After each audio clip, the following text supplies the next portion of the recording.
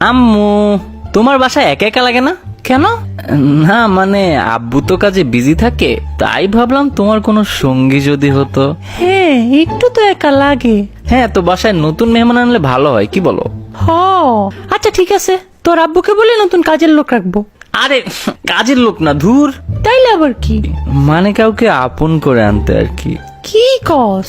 এই বয়সে আমি তোদের ভাই বোন দিতে পারবো না। আম্মু, আমার বয়স কত? এই 14-15 হবে আর কি। 24 বছর আমার। কংগ্রেচুলেশন। এখন যা তো, কাজ আছে আমার। আম্মু, আমি বিয়ে করব। ওলে আমার বাচ্চা ছেলেটা, বিয়ে করলা তুমি? হ্যাঁ, আমাকে বিয়ে করা দাও, আর ফান করবো না বলে দিলাম। এখন আমার হাতেই ঝাঁটার বাড়ি খাস। বিয়ে করলে তো তোকে বউ পিটাবে। আমি অত কিছু চাই না, আমাকে তোমরা বিয়ে করা দাও, না হলে নাহলে কি? আমি পালিয়ে গিয়ে বিয়ে করব। ওকে, কর গিয়ে। মানে কি? হ্যাঁ, যা। আমি পালিয়ে বিয়ে করলে তোমাদের কিছু যায় আসে না?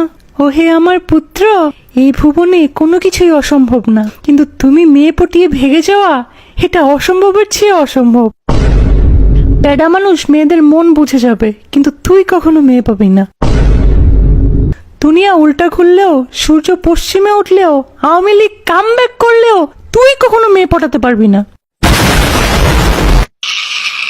বুঝলা না তুমি আম্মু? সবই বুঝি। কচু বুঝো।